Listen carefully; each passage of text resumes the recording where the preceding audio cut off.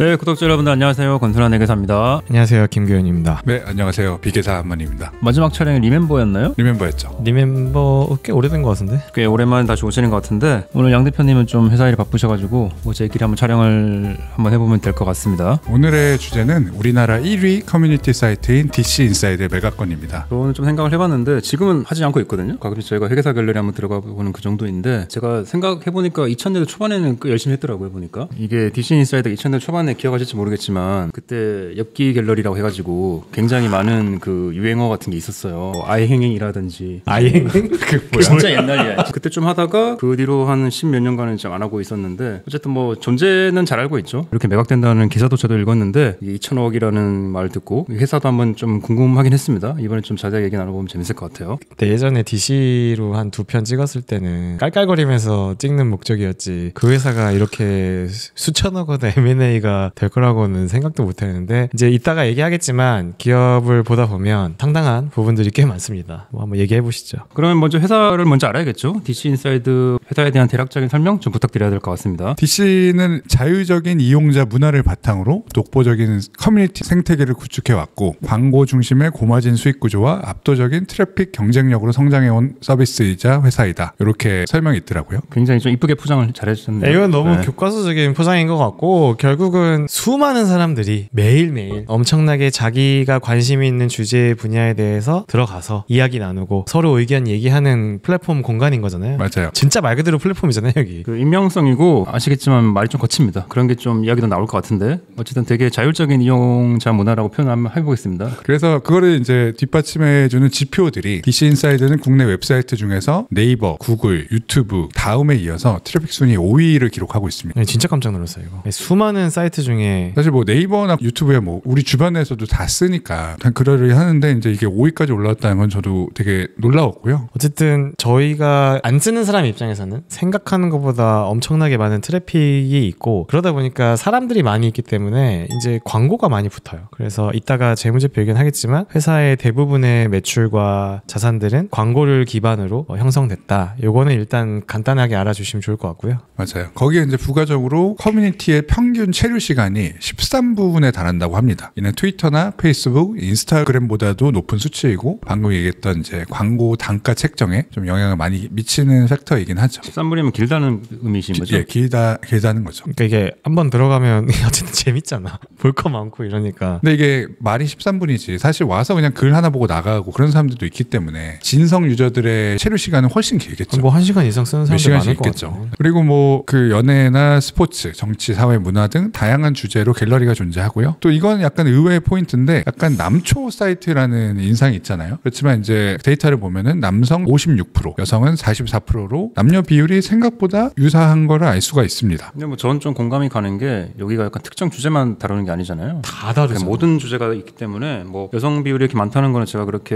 놀랄만한 포인트는 아닌 것 같아요. 그럴 수 있을 것 같다. 그러니까 여성분들이 좋아하는 갤러리는 여성분들이 많은 거고 그렇다는 거죠 어쨌든. 그리고 재무적으로도 뭐 작년에 매출 207억 원, 영업이익을 90억 원 기록하면서 43.6%라는 어마어마한 영업이익률을 기록했습니다. 그리고 이게 저도 좀 잠깐 준비를 해봤는데 이게 좀 기업 구조라고 해야 되나? 요걸 잠깐 설명을 좀 드리는 거 가는 게 맞을 것 같아요. 네. DC 인사이드가 이게 모회사가 있습니다. 모회사가 커뮤니티 커넥트라는 별도 회사가 따로 있고요. 이 회사가 100% 주식을 DC 인사이드 주식을 100% 들고 있는데 두 회사의 대표는 모두 잘 알고 계시는 유식대장이라고 하는 김유식 대표고요. 쭉 타고 올라면 결국에는 커뮤니티 커넥트가 이제 모회사잖아요. 그 회사 자회사죠. 100% 자회사고 그 회사의 지분율은 이제 유식대장님이 10% 정도만 들고 있는 걸로 기사를 보면 나와 있어요. 나머지 90%는 뭐 개인 자산가가 이제 예전에 인수를 한 걸로 그렇게 좀 정리가 되는 것 같습니다. 그 정도는 알고 이제 이야기를 풀어가는 게 좋을 것 같네요. 일단 제가 회사 재무제표를 좀 봤거든요. 사실 뭐 놀라웠습니다. 수많은 재무제표를 봐왔지만 굉장히 특이한 요소가 많았는데 일단 손익계산서부터 한번 좀 간단히 보면 아직 25년도는 공시는 안 됐거든요. 22년도 매출이 180억 정도 돼요. 179억이고 23년도가 184억, 24년도가 207억. 1년에 10에서 20억씩 늘고 있거든요. 지금 최근 5년 동안 1년에 10에서 20억씩 매출이 계속 늘고 있고 영업이익이 진짜 놀라운데 2022년도 영업이익이 95억, 23년도는 98억, 그리고 24년도는 90억 정도 되거든요. 그러니까 매년 90억 이상의 영업이익을 만들고 있어요. 이익률로 치면은 거의 50% 됩니다. 그러니까 매출의 절반이 남는 구조. 근데 이게 조금 더 주의 깊게 아셔야 되는 거는 우리가 예를 들어 뭐 화장품 화장품 회사다, F&B 건강기능식품 회사다 하면은 영업이익이 100억 남는다고 해서 회사의 캐시가 100억이 쌓이지는 않아요. 왜냐면 재고자산이라는 게 존재하고 매출채권, 매입채무 이런 요소들이 굉장히 많기 때문에 재무제표에 나오는 이익단이 현금이랑 직접적으로 연결되진 않지만 DC인사이드 같은 경우는 그런 게 없거든요. 뭐 사실 재고라고 해봤자 재고자산으로 잡을 것도 없을 거고 그냥 돈 버는 거는 심플해요. 광고주들한테 광고비 들어오는 거고 그리고 이따가 조금 더 자세히 말씀드리겠지만 직원이 얼마 되지 않습니다. 직원이 한 30명 내외 정도 되거든요. 그러니까 30명 내외 되는 회사의 영업이익이 90억이 넘는 거예요. 1인당 영업이익이 3억이 넘는 거거든요. 거의 2에서 3억 정도 되는 건데 제가 예전에 회계법인에서 일했고 또 이런 회계법인이든 로펌이든 아주 전문가들이 일하는 곳에서도 1인당 매출이 한 3억 넘어가는 부서는 되게 일을 잘하는 부서고 그 부서도 1인당 영업이익은 그거보다 훨씬 낮거든요. 이 회사 같은 경우는 200억 정도라고 기준으로 치면 1인당 매출은 6에서 7억 정도 하는 거고 1인당 영업이익이 2에서 3억 정도 하는 거니까 뭐 엄청나게 많이 남기고 있는 회사. 반대로 얘기하면 비용 들어갈 게 별로 없습니다. 비용 들어갈 게 없죠. 뭐 이거 그냥 뭐 사이트 관리, 서버 유지비랑 서버 인건비 유지비, 정도인데 관리비, 유지비 이 정도인 거고 직원들 인건비도 별로 많지 않아서 영업이 굉장히 폭발적으로 나오는 회사. 그래서 업계에서는 이 회사 보고 현금 찍어내는 기계라고 하더라고. 진짜 이 정도면 솔직히 현금을 찍어낸다라고 표현해도 될 정도로 실제로도 아마 법인세 내고 한 1년에 50에서 60억 정도는 현금이 계속 쌓일 거예요. 쌓이고 있네요 보니까. 그래서 재무 상태표로 가봐도 지금 현금 및 현금성 자산이 2022년도 같은 경우는 이제 현금이랑 저희가 단기 금융상품까지 더해서 생각을 해볼게요. 2022년도에 한 65억 정도 쌓여 있었고요. 23년도에는 이게 90억 정도가 되고요. 24년도에는 합치면 한 130억 정도가 돼요. 그러니까 매년 그냥 캐시는 계속 쌓이고 있고 이 캐시도 아마 더 과거에는 뭐 배당도 있었을 거고 여러 가지가 있었을 거라 과거 누적해서 벌어들인 현금은 엄청나게 클 거다라고 봐주시면 좋을 것 같고요. 다른 재무상태표 요소를 봐도 특이사항이 없습니다. 그러니까 이게 되게 웃긴 게 매출 100억 넘었고 자산이 120억 넘어서 이제 외감된 것 같은데 자산이 다 현금이에요. 자산이 현금. 딴 거 없습니다. 뭐 딴 건 거의 없고 그냥 현금 많고 매출 많아서 외감 대상이다. 감사할 것도 거의 없을 것 같고. 여기는 감사 나가도 할 게 없어요. 회사 현금 150억 쌓여 있다는데 은행에 그 조회해가지고 150억 있는 것만 확인하면 뭐 감사 적정에 나와도 되는 그런 정도로 아주 심플한 비즈니스 모델. 광고로만 돈 번다. 그리고 아주 폭발적으로 현금을 찍어내고 있다. 그리고 현금만 엄청 많이 쌓여 있다. 이런 기업으로 봐주시면 좋을 것 같습니다. 부동산 이런 건 또 안 샀나 보네요. 없어요. 그런 것도. 보통 이제 이렇게 돈 벌면 뭐 유형자산이 조금 있긴 한데 사실 이게 뭐 대단히 의미 있는 유형자산 건물을 샀거나 땅을 산 그런 건 아니어서 제 생각에는 이게 유식 대장님 대표가 지분이 거의 없잖아요. 그래서 그렇게 뭐 부동산 투자를 할 니즈가 없었을 것 같아요. 맞아요. 90%는 이제 개인 투자자로 말씀을 드렸는데 그분이 뭐 굳이 이거를 유성 땅을 사서 그렇게까지 투자할 니즈는 없었을 것 같고 유식 대장님 지분이 좀 많았으면은 뭐 4억을 매입했을 수도 있겠죠. 그렇게 좀 생각이 듭니다. 네, 그래서 재무제표, 손익계산서 재무상태표 간단히 봤고요. 뭐 김 회계사님이 말씀 주신 것처럼 뭐 어려운 게 없습니다. 누가 봐도 직관적으로 이해할 수 있는 재무제표고 그 정도로 하고 넘어가도 크게 문제는 없을 것 같고요. 그러면 이 재무제표를 바탕으로 이제 2천억이라는 뭐 밸류, 딜에 대한 얘기를 해야 될 것 같은데 그 얘기가 이제 중심일 것 같아요. 그 얘기를 한번 진행해 보시죠. 네. 이 재무제표를 보고 제가 느꼈던 게 진짜 돈 많이 번다. 이렇게 쉽게 돈을 많이 쌓는구나. 또 있었지만 또 하나 느꼈던 지점이 이제 딜이랑 연결되는 건데 이 회사는 그렇게 돈을 열심히 벌려고 하지 않는 듯한 모양새예요. 저도 그런 듯 받았어요. 네, 그게 사실은 제가 느꼈던 것 중에 핵심이긴 해서. 왜 그렇게 느꼈어요, 근데? 저도 똑같이 느꼈거든요. 네, 이 회사는 그냥 뭐 적당히 벌면 되지 하면서 벌고 있어요, 제 느낌에는. 그래서 사실은 투자자들이 그걸 봤을 것 같고 너무 아깝다. 지금 이 회사는 영업이익 100억이 아니라 내가 경영하면 영업이익 200억, 300억도 충분히 만들 수 있겠구나라는 생각으로 인수했었을 것 같아서 그 얘기를 한번 쭉 해볼게요. 제가 느꼈던 근본적인 근거는 이 회사 DC인사이트 가보면 그 광고 저희한테 맡기세요 이런 제안서 있잖아요. 보통 광고 회사들이나 광고를 받아야 되는 회사들이 광고 제안서는 엄청 중요한 거잖아요. 영혼을 갈아자면 안 되죠. 영혼을 갈아서 넣는 게 제안서잖아요. DC인사이트 제안서는 하려면 해 이런 느낌인가? 그냥 하려면 해. 약간 PPT로 이렇게 대충 너 광고 넣고 싶으면 넣고 말 거면 말아 라는 느낌이 되게 다분해요. 저는 왜 그런 느낌을 받았는지 생각해보니까 그냥 회사가 투자 활동이 없어요. 그러니까 투자를 안 해요. 사이트를 막 개선할 생각도 없고 뭔가 더 많은 상품을 만들어서 아니면 더 많은 유저를 만들어서 하려는 활동이 별로 안 보여서 이게 이제 잠재 인수자한테는 어떻게 보면 기회로 보이지 않았을까? 아 내가 이걸 다 고쳐야지 이런 생각을 했었을 것 같긴 해요. 그 이면에 근데 그 유식대장 지분이 너무 낮은 게 원인이 있을 것 같기도 한데 뭐 그 얘기도 한번 나중에 하면 좋을 것 같습니다. 네.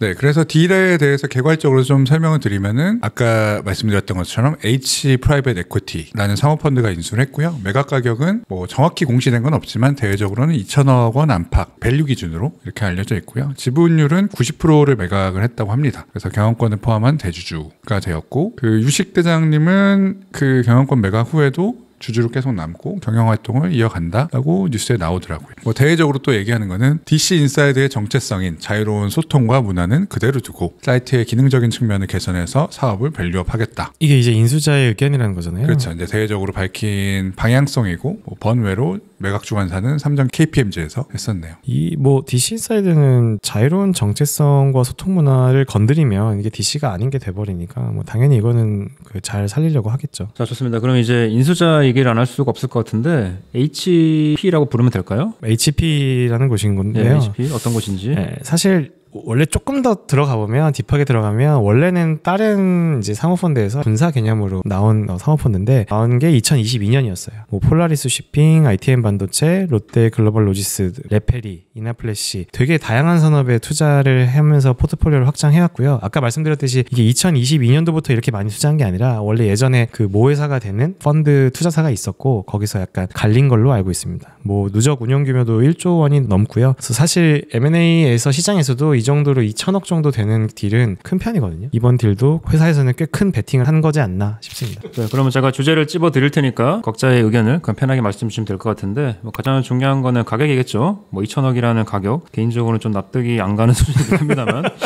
2천억에 말 조심해야 돼요 오늘. 뭐 제 개인적 의견입니다. 2천억은 좀 납득이 안 가는 거는 제 개인적 의견이니까 요거에 대해서 각자 두 분의 생각을 말씀을 주시면 좋을 것 같습니다. 일단은 뭐 대외적으로 공시된 지표와 숫자 기준으로 분석한 걸 좀 말씀을 드리면 뭐 기업 가치로 2천억이 거론이 됐고 25년 실적은 아무도 몰라요. 근데 24년 기준으로 딜에서 흔히 이제 밸류에이션의 기준으로 잡는 에비타는 92억 원이니까 뭐 22배의 멀티플이 적용되었다. 뭐 상장 시장에서 흔히 쓰는 퍼 지표로는 25배. 근데 이제 국내 인터넷 플랫폼 기업의 평균인 10배에서 18배를 크게 상회하는 수치이긴 하고요. 네이버가 18배, 카카오가 15배 정도 되니까 이거보다 이제 프리미엄이 높다. 이런 의견이 있습니다. 그리고 뭐 작년 정도에는 1,000억 정도에 이제 팔릴 수도 있다 이런 뭐 얘기가 왔다 갔다 했던 것 같은데 그 사이에 주관사가 잘했는지 밸류가 2,000억까지 갔다고 합니다. 그래서 사실 저는 이제 25년도 실적이 되게 궁금하긴 한데 아마 가만히 있었으면 24년도에 영업이 90억이나 25년도다 저는 비슷했을 거라고 생각하는데 이거는 조금 나와봐야 알 것 같아요. 왜냐하면 이제 매각을 하는 입장에서 조금 더 높은 가격을 받기 위해 최근의 실적을 억지로 펌핑하는 거는 생각보다 딜 시장에서 먹히진 않거든요.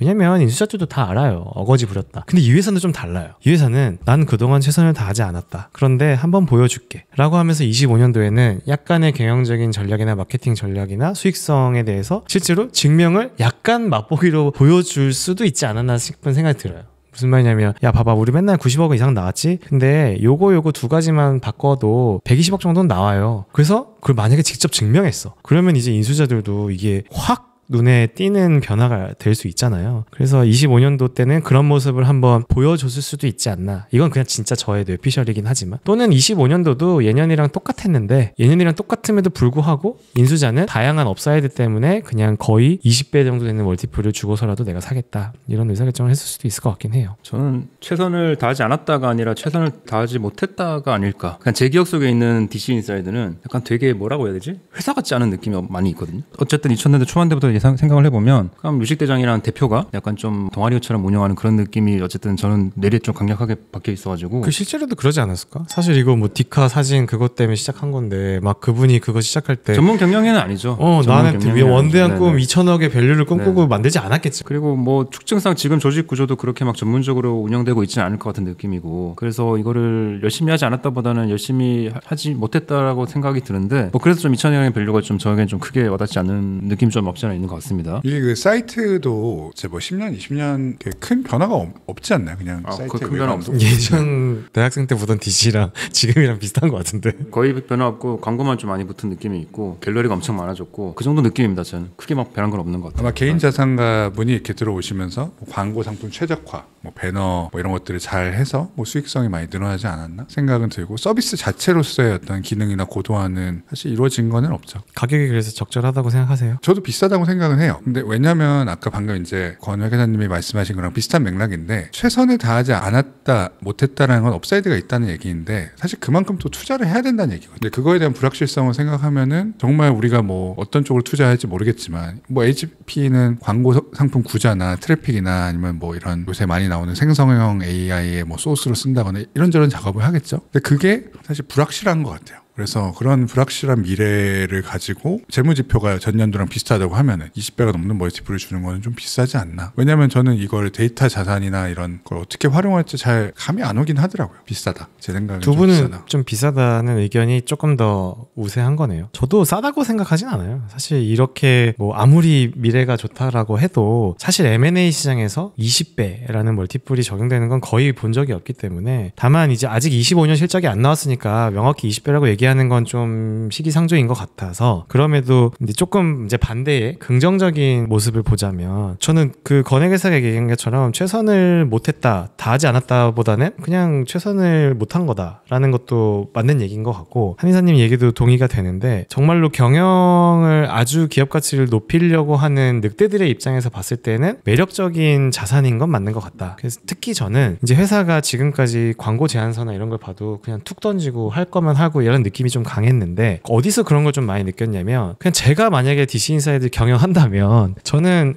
이 자유로움과 이 기존의 정체성은 최대한 유지하면서 그 하나하나 세부의 갤러리마다 접목할 수 있는 광고 수익이나 광고 상품이 훨씬 더 많을 것 같거든요. 그러니까 사실 유튜브라는 SNS도 마찬가지지만 SNS에서 광고하는 방식도 계속 발전하잖아요. 근데 이 DC 인사이드는 그 안에서 발전시킬 수 있는 마케팅이나 광고 상품은 되게 많았을 것 같은데 안 쓴 것 같아요. 그래서 예를 들어 뭐 아이돌 갤러리라고 해볼게요. 아이돌 갤러리도 단순히 배너 광고가 아니라 아이돌 갤러리에 오시는 분한테 훨씬 더 맞춤형, 예를 들어 아이돌 굿즈 관련된 광고라든지 커머스 이런 걸 붙일 수 있다. 커머스라든지 이런 거를 조금 더 붙일 수 있는 게 훨씬 많아 보여서, 그런 것까지 업사이드로 고려한다면 그래서 이렇게 비싸게 주고 샀구나, 약간 그런 생각도 들었고요. 또 하나는 결국 이게 이제 저희가 이 가격 얘기하다 보면 이 레딧 얘기를 안 할 수가 없는 건데, 이제 사실 이 안에, 이 플랫폼 안에 너무나 많은 데이터들이 있잖아요. 물론 이 데이터들은 비속어와 뭐 이제 좀 부적절한 언어로 이루어져 있는 것들이 많지만, 정말로 긍정 회로를 돌리다 보면 이 안에 있는 수많은 비속어나 부정적인 언어들도 어떻게 정제시킬 수 있는 AI가 나올 수도 있다고 생각하거든요. 그러면은 진짜 이 안에 있는 DB가 되게 가치 있는 DB로 다른 소비재 기업이나 광고를 주는 기업들한테는 의미 있는 지표가 될 수도 있어서, 그런 업사이드도 보지 않았나? 그래서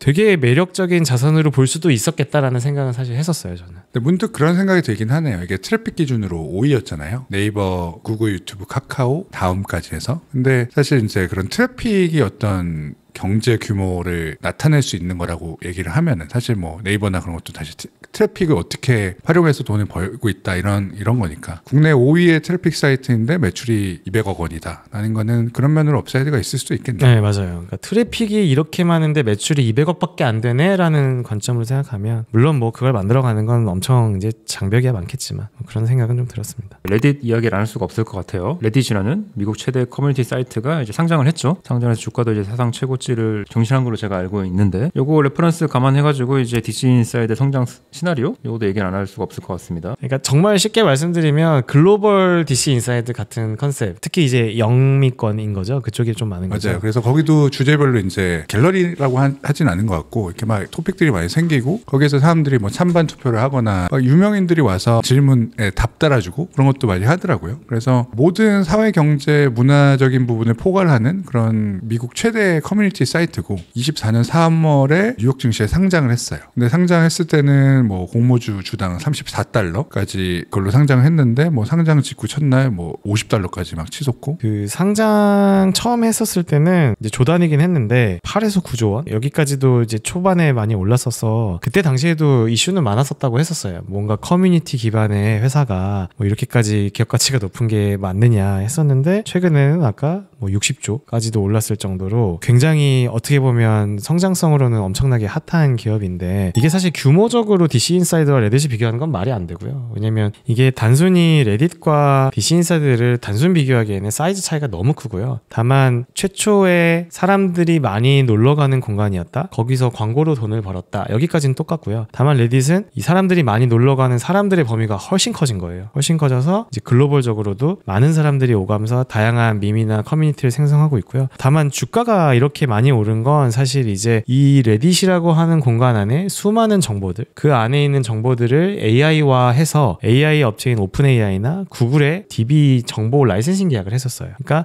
여기서 사람들이 다양하게 놀고 이야기들을 하는데 그것들을 너네가 AI 활용할 때 써라 라는 걸로 이제 수익 라이센싱 계약을 맺은 거여서 이거는 이제 어떻게 보면 이제 시작인 비즈니스잖아요. 그래서 이 회사가 이 회사만큼 사람들이 노는 공간이 없고 사람들이 놀다 보면 진짜 양질의 정보들이 많이 쌓이다 보고 요즘 사람들이 뭘 좋아하는구나, 요즘 사람들이 여기에 꽂혀 있구나, 이런 것들을 AI 업체에서 빠르게 돈 주고 사가는 거죠. 그래서 이제 이렇게 주가가 많이 높아진 거다라고 하는 거죠. 근데 저는 좀 그런 생각이 들긴 하는데 레딧은 상장한 후까지 흑자를 낸 적이 한 번도 없어요. 네, 처음부터 이런 걸 염두하고 개발을 많이 하고 비용을 많이 썼죠. 투자를 많이 했죠. 맞아요. 그래서 어차피 뭐 수익 구조나 뭐 비용 구조는 비슷할 텐데 그 흑자 못 냈다는 거는 사실 개발이나 소위 말하는 이제 재투자를 많이 했다는 거죠. 이런 데이터들이나 아니면 트래픽을 그 수익화하기 위해서 미리 준비를 많이 하고 거기에 이제 뭐 개발자들을 많이 채용한다든지 AI 전문가들을 채용한다든지 해서 그런 것들이 쌓여서 이제 그런 AI 시대에 꽃을 피는 것 같은데 그 아까 이제 DC는 노력을 하지 않았다, 못했다 뭐 이런 얘기 했는데 그 생각인 거예요. 지금부터 해서 이게 될까? 20년 동안 그냥 이렇게 돌려왔는데 지금부터 이거를 투자한다고 뭐 저 앞에 치고 나가는 것들을 따라잡을 수 있을까? 그런 생각이 좀 들기는 해요. 그래서 저는 DC는 아까 뭐 커머스 말씀하셨는데 그런 거는 충분히 말이 되는 것 같고 광고 상품의 최적화를 통해서 뭐 그런 트래픽을 수익화하는데 좀 쓰지 않을까. 어떤 레딧이 가지고 있는 AI 모멘텀까지는 아마 갈 길이 너무 멀지 않을까. 뭐 그런 생각은 좀 들긴 합니다. 그거는 동의해요. 왜냐하면 아까 얘기했듯이 DC 인사이드는 아직도 광고 수익을 조금 더 세분화해서 가져갈 수 있는 추가 수익이 충분히 있을 것 같은데 저도 AI, 레딧처럼 AI를 접목시켜서 그걸 DB화해서 많은 AI 업체들한테 라이센싱이나 정보를 팔 수 있다는 데는 좀 이렇게 동의하기는 어려운 것 같아요. 일단 기본적으로 그 안에서 쓰는 언어들이 과격하고 그러다 보니 그 안에 얼마나 양질의 정보들이 있을지도 사실 조금 애매하고 그거를 실제로 지금 말씀해 주신 것처럼 AI화해서 정보화하는 것도 쉽지 않고 이걸 또 국내에서 오픈 AI가 있는 것도 아니잖아요. 우리나라에 구글이 있는 것도 아닌데 과연 네이버나 카카오가 이들의 정보를 위해 이걸 목돈을 주고 정보를 사갈까라고 하면 저도 좀 갸우뚱하긴 하죠. 근데 저 생각은 그것도 있어요. 이 인수자가 이것도 알고 있지 않을까요, 사실? 당연히 알고 있죠. 네, 인수자도 이걸 자기가 AI로 변모시켜서 레딧을 만들 거라고까지 생각했을지 아니면 저희랑 비슷하게 이 광고 수익을 업사이드를 가져가자라는 것만으로도 우리는 2배 이상의 수익을 확보할 수 있어. 뭐 2배, 3배 먹을 수 있어. 이렇게 투자했는지는 뭐 그들만 알겠지만 저는 후자인 것 같아요. 그럼 이제 인수 후에 뭐 엑시트 가능성에 대해서 얘기를 한번 해봐야겠죠. 뭐 IPO 아니면 다시 M&A로 방향이 정해질 것 같은데 요거에 대해서 한번 이야기를 나눠보시면 좋을 것 같습니다. 뭐 저부터 좀 얘기를 하면은 상장은 일단 좀 힘들 것 같다 라는 생각이 좀 들고 비속어서서? 아니 이게 이제 그런 사회적으로 일어나는 여러 이벤트들이나 혐오 콘텐츠의 근원 뭐 이런 제 의견은 아닙니다. 그냥 저도 본 건데 그런 얘기도 있고 아무래도 그런 사회적인 부분에 있어서 부정적인 거래소의 의견이 있을 수도 있다라는 좀 생각이 들기도 하고요. 물론 또 모르죠. 이제 DC 인사이드의 유저들의 화력을 통해서 주가를 띄워줄 수도 있고 그런 게 있을 수도 있겠지만 상장은 좀 힘들 것 같다라는 생각은 저는 개인적으로 좀 있긴 하고 매각은요? 매각은 이거 어떻게 다듬느냐에 따라서 다를 것 같아요. DC 인사이드가 가진 훌륭한 재료들이 있잖아요. 요리 재료들, 트래픽, 그다음에 다양 사회, 경제, 문화, 뭐 스포츠 모든 분야를 아우르는 이 컨텐츠의 커버 범위, 그다음에 충성스러운 유저들 이런 것들은 정말 어떻게 하느냐에 따라서 물론 뭐 아까 얘기한 그런 뭐 부정적인 요소도 있지만 그래서 이게 어떤 그림으로 만들어지냐에 따라서 매각이 결정이 될 것 같아요. 근데 이게 뭐 서비스 자체가 글로벌형은 아니다 보니까 국내에서 어떤 그 플랫폼 회사들, 뭐 네이버나 카카오 이런 데서 맞춤 활용할 수 있는 그런 모양으로 잘 만들어 가면은 가능성이 있다고 생각하지만 뭐 현재 상태에서는 좀 어렵지 않을까 생각은 좀 있어요. 상장도 쉽지 않고 매각도 쉬운 건 아닌 것 같다. 저는 길이 보이지 않습니다. 길이 보이지 않다. 가격도 비싸다고 생각한다. 제가 요새 골프 시작했잖아요. 라이가 보이지 않습니다. 아, 라이가 보이지 않는다. 라이는 원래 안 보여요, 지금은. 뭐 저는 조금 다른 의견을 드리자면 상장은 저도 그렇게 쉬워 보이지는 않아요. 그리고 그 사모펀드가 지금 90%의 지분을 사가고 있는 거래여서 사모펀드가 90% 막 100%까지 자기가 주인인데 상장시키는 경우는 거의 없거든요. 상장시키기도 쉽지 않고 이제 지분이 많아져야 돼, 그 주주가 많아져야 되기 때문에 상장은 머릿속에 별로 없을 거라 거의 생각하고, 엑시트에 대해서는 저는 가능성이 충분히 있을 수도 있다고 생각해요. 왜 그러냐면 일단 이 회사를 2배나 3배, 그러니까 영업이익을 100억이나 200억 정도 만들 수 있는 건 저는 되게 가능성이 있는 시나리오다라고 생각하거든요. 경영을 좀만 더 잘한다면. 근데 그러고 나서 이걸 누구한테 팔 거냐라고 했었을 때 이걸 또다시 사모펀드한테 판매한다고 생각하면 그럼 또 저도 약간 애매해요. 이거를 왜냐면 예를 들어 뭐 HP가 만약에 실제 인수를 끝내고 영업이익을 뭐 2배 해서 200억 만들었다 쳐요. 근데 그때 과연 이거를 더 막 3천억 4천억에 다른 사모펀드가 살 것이냐, 막 20배 사줄 20배 글로벌이 살 것이냐라고 하면 저는 갸우뚱하긴 하거든요. 근데 뭐 20배라는 건 아직 24년 숫자니까 그렇다 차치한다면 이럴 수는 있을 것 같아요. 영업이익을 200억에서 300억 정도 만드는 작업을 잘 한다면 이거를 예를 들어 일반 기업, 그러니까 SI 기업들한테 매각하는 거는 어쩌면 가능할 수 있다라고 생각을 하는 게, 만약에 일반 기업이 실제 AI 회사 또는 실제 정보나 데이터와 관련된 아주 그런 걸 잘 활용하는 회사라면, 진짜 레딧의 그림을 만들 수 있을, 비슷하게라도 만들 수 있는 인수자라면 어떻게 보면 이거 몇 배의 인수해서 멀티플 훨씬 더 비싸게 가져갈 수도 있는 그림이지 않을까 싶은 생각도 들고, 또 하나는 SI 같은 관점들은 자기가 산 다음에 매각을 해야 되는 사람들이 아니기 때문에 활용하는 거죠. 예를 들어 영업이익을 1년에 200억 내, 진짜 극단적인 상황의 최악의 상황에서 야 냅두자 그러면 한 10년이면 또 회수가 돼요. 이 회사는 뭐 정말 엄청나게 큰일이 있지 않느나. 그래서 이거를 정말 경영적으로 세련된 기업화해서 만든다면 매각의 관점에서는 꼭 멀티플을 20배 안 받더라도 레딧을 그림을 만들 수 있는 진짜 AI와 관련된 데이터, IT와 관련된 회사, 또는 그런 것도 아니고 우리는 저 영업이익만 가져올 거야, 우리는 이 영업이익만 붙이면 우리 기업 주가가 훨씬 올라갈 수 있어, 그런 기업, 또는 정말 말 그대로 그것도 아니고 이도 저도 아니고 모르겠고 디스인사이드 이거 안 무너지는 거니까 나 10년 동안 그냥 배당만 계속 받을게, 그러면서 나는 뭔가 도모해 볼게 라고 하는 인수자도 있을 수도 있지 않나 싶어요. 저는 좀 준비하신 이야기를 좀 쭉 들어봤는데 일단은 그 생각을 제일 먼저 했거든요. 이렇게 뭔가 커뮤니티 기반으로 시작을 해서 잘된 회사가 어디 있을까 한번 생각을 해봤는데 있더라고요. 어디야? 무신사.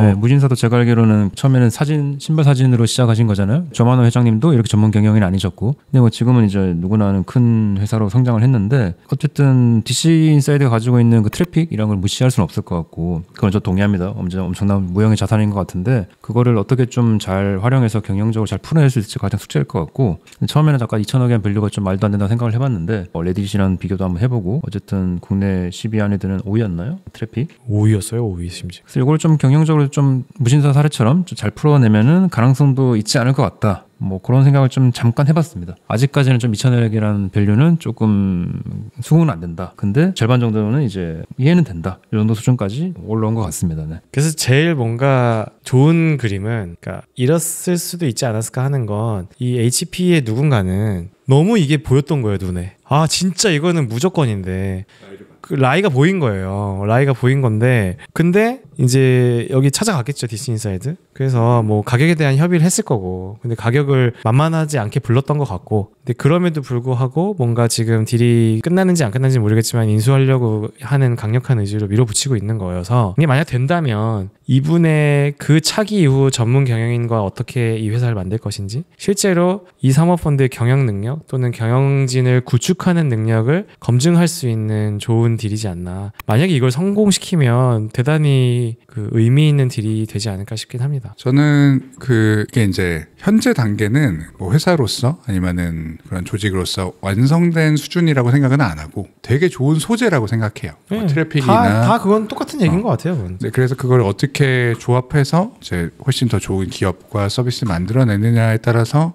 이 딜의 성패가 달리지 않았나 생각이 듭니다. 그래서 이 딜이 만약에 잘 되면 진짜 경영자의 능력을 보여주는 딜이 되지 않을까 싶습니다. 맞아요. 인수한 측에서 이걸 기반으로 무신사나 네이버, 카카오 같은 서비스 만들겠다 이런 로드맵을 가지고 시작을 했을 수도 있죠. 하여튼 그렇습니다. 네, 그래서 뭐 DC 인사이드 매각 소식 가지고 좀 이것저것 얘기를 나눠봤는데요. 뭐 말씀드린 것처럼 어떻게 이야기가 정리되는지는 저희가 좀 추후 팔로우 해드리면 될 것 같고, 네, 오늘도 이제 흥미로운 콘텐츠 준비해 주신 거 감사드리고 고생 많으셨습니다. 마지막으로 하실 말씀 있으신가요? 저는 응원합니다. 저도 응원합니다. 잘 됐으면 좋겠네요. 근데 좀 회사다운 회사로 좀 그 만들 성과를 수 좀 있을지. 보여주셨으면 재밌을 그러니까. 것 같아요. 그럼 진짜 재밌을 것 네, 같아요. 진짜로 와 해봤는데 이걸 이렇게 경영한다고? 이런 식으로. 어쨌거나 이제 저희는 이런 딜들을 많이 보니까 딜을 보면서 저거 망했으면 좋겠다 이렇게 생각하는 경우는 아예 없어요. 보면서 어떤 식으로 막 성장할 수 있을지 저희끼리 막 상상하고 이런 거 얘기하고 그대로 흘러가면 그게 되게 재밌죠. 그러면 이제 오늘도 준비한 콘텐츠 여기까지 하고 마무리하도록 하겠습니다. 감사합니다. 감사합니다.